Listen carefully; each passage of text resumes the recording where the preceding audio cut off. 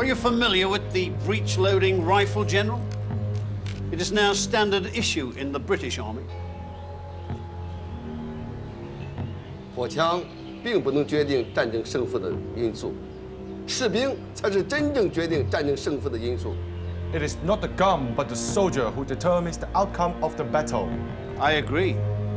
But the combination of a brave soldier and the most effective weapon is what ensures victory. 2,000 years after the first emperor began construction of the Great Wall, China would find itself subject to an invasion of Europeans, determined to assert their influence and hungry for trade.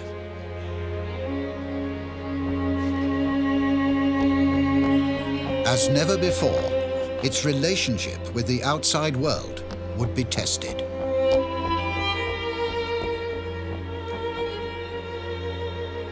I understand your gunners are still using bamboo sights. Is that correct?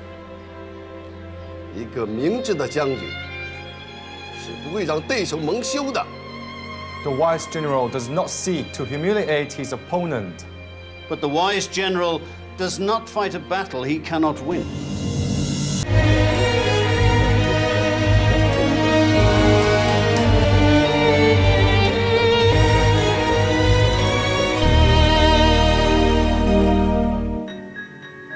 Under the watchful eye of succeeding emperors, great advances in science and technology became part of ancient China's legacy to the world. But as Europeans emerged from the Middle Ages, they took advantage of China's innovation to make rapid advances to their own world. And so the balance of power began to shift.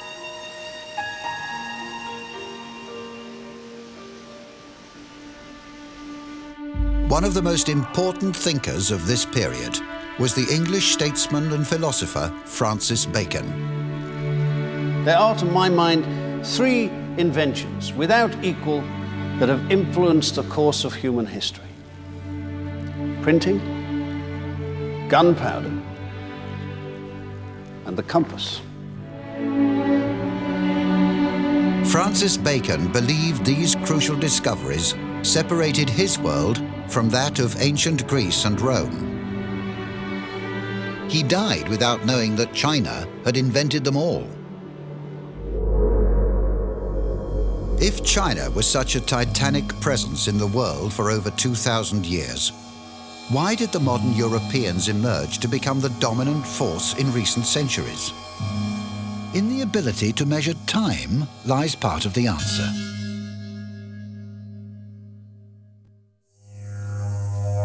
When Captain Cook first discovered Australia, he noted that the Aboriginals had no words for today or tomorrow. An unusual concept, considering the developed world was rapidly becoming slave to the measurement of time.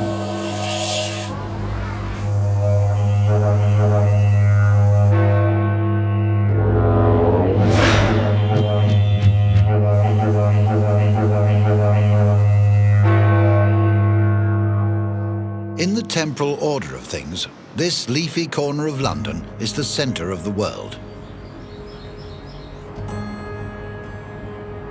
Separating east from west, the Royal Observatory in Greenwich stands at 0 degrees longitude on the meridian line.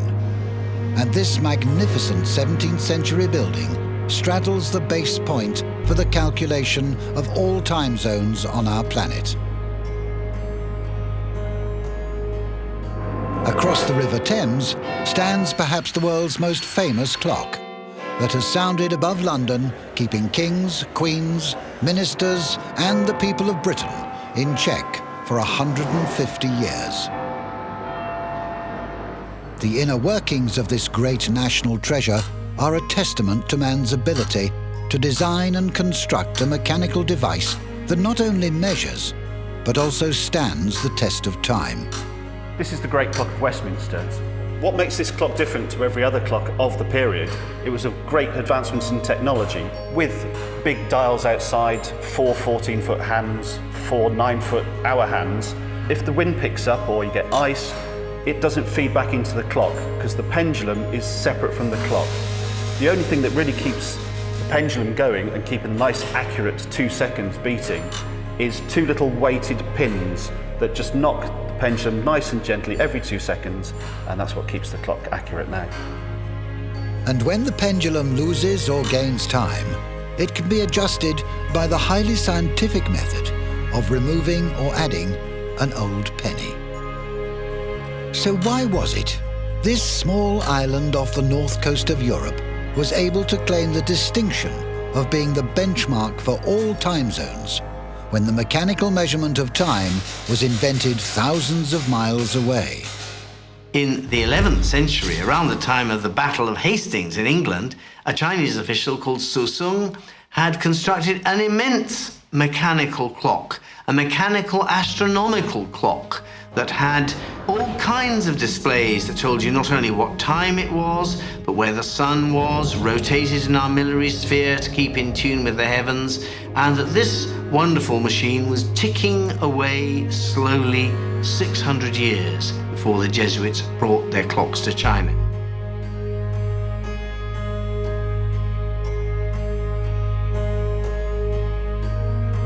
The challenge of inventing a mechanical device to keep accurate time was to create wheels and cogs that could turn continuously to keep step with the apparent rotation of the sun around the Earth. The first water clocks were invented by the Babylonians, and the first sundials by either the Greeks or Romans. But the mechanical clock was invented in the 8th century AD in China. Accomplishing this feat was one of the great steps forward of the human race.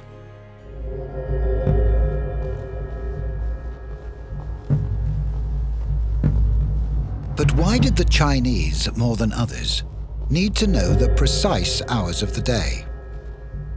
The answer is not what you may imagine.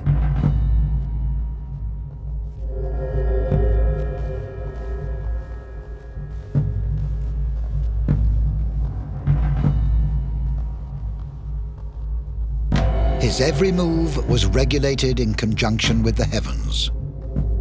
His heirs were determined not by their order of birth, but by the exact determination of their conception. And these moments were by design, not accident. The Emperor of China was truly a cosmic figure.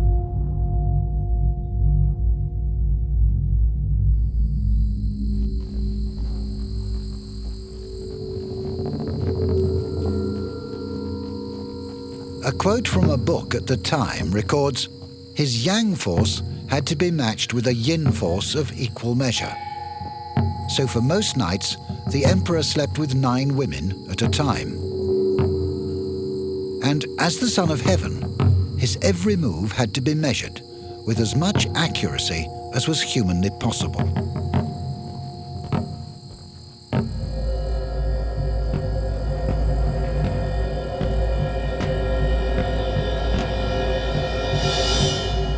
Standing at over 30 feet tall and running from 1092 to 1126, the greatest of all Chinese medieval clocks was the water-powered cosmic engine of Su Song. After the fall of the Song dynasty, the clock was dismantled and moved to what is now Beijing. But it was not maintained properly, and in 1195 it went out of action after being struck by lightning. Nearly a century later, when China was part of the Mongol Empire, there are more signs of mechanical clocks in the imperial palace. But after that, the trail dies out. In Europe, the first mechanical clocks appear around 1300, during the time of the Mongols.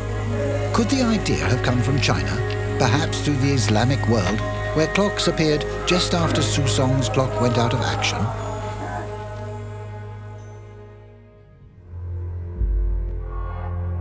Nearly 300 years later, the mechanical clock returns to China in the hands of a Jesuit priest, Matteo Ricci. 满依然，你此行的目的何在？来吹嘘。听人说，你想把你的神仙带到这边。我是来这里做看的。那么盒子的是什么？一件礼物，我认为希望的。哦。如果皇上不喜欢的话，你恐怕要在鬼屋中待上好长一段时间。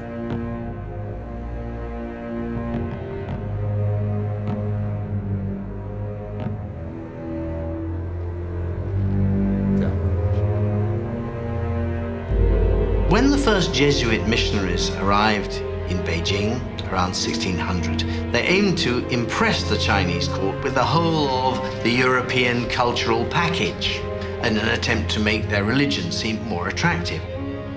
One of the things they brought with them were mechanical clocks. So by the end of the 16th century, the Chinese had already lost ground with some of their earlier innovations, and Western technology was rapidly overtaking them.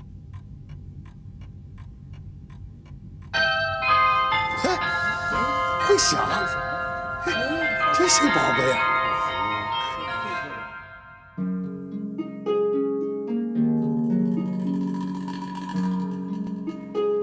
But China had given much more to the world than the mechanical clock. It was innovation in maritime design that really put China at the cutting edge of technology with the construction of the great treasure fleets of the 15th century. Yet this approach to global expansion went against the deeply ingrained psyche of the nation. 他乡远游，离开自己家，离开自己的家人。哦，那你的孩子很聪明是吗？是聪明，但有时自作聪明。儿子必须遵从他的父亲。如果一个儿子忤逆他父亲的话，这将会树立怎样一个心理呢？很快，他们的儿子都会拒绝赡养他们的父母，那么纲常就乱了，这个社会就会瓦解了。你看，你的自私会带来什么影响啊？子曰：“不要因自己的行为而让父母亲担心。”你还是遵从你的父亲吧。 Confucius thought it was more important to look to the past as the golden era and to maintain social order and stability at all costs. Venturing into new worlds went against these ideals, and ultimately it would lead to conflict, and China's strength would turn to weakness. For nearly 2 millennia, the Chinese had ships and sailing techniques far in advance of the West. But there would be a staggering turnaround. If your ship hits a rock, then I'm afraid for many centuries a European ship would fill up and sink. Chinese ships, however, were divided into watertight separate compartments so that if one was damaged, it filled, but the others remained staunch and the ship did not sink. The Titanic being a rather unsuccessful attempt to apply this technology, unfortunately the divisions between the compartments didn't go high enough up, so one filled up, it just slopped over into the next one.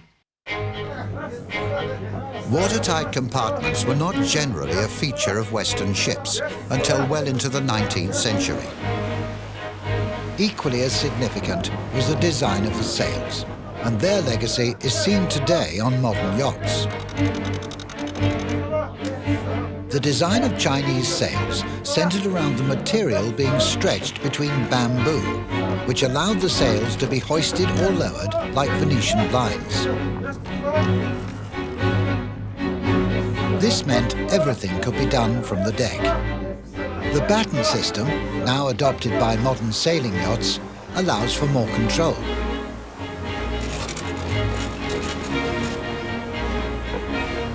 But the most significant difference was the shape of the sails.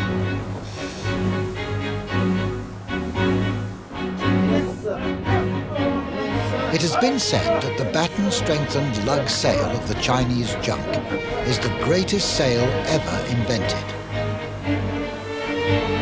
These sails allowed for turning in the wind, a process known as tacking.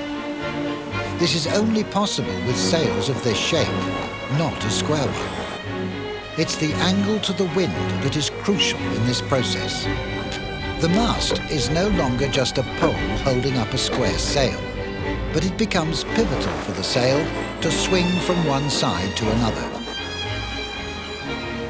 With its modifications on this basic design, the modern yacht is the direct descendant of the Chinese junk. Unlike European ships, which had long, cumbersome steering oars, the Chinese developed a far better way of steering their vessels on the world's oceans. Surely one of China's most significant innovations, the sternpost rudder.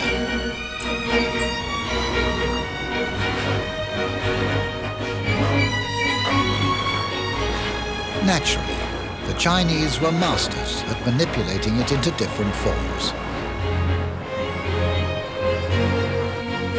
The slung rudder can be raised in shallow waters, enabling larger vessels to get closer to land. A fenestrated rudder has less resistance, allowing it to turn at higher speeds.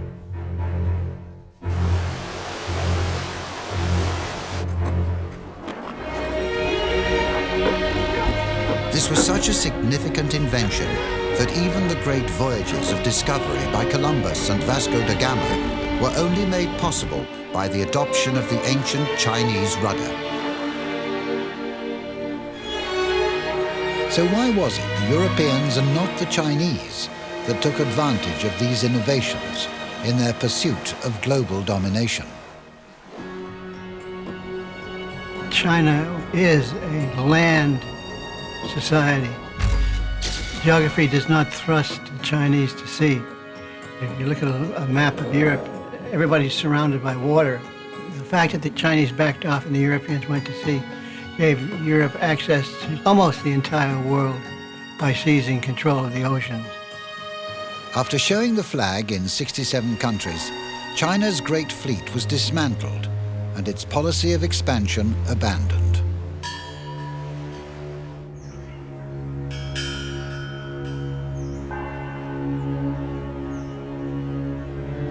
中国不会那么小吧？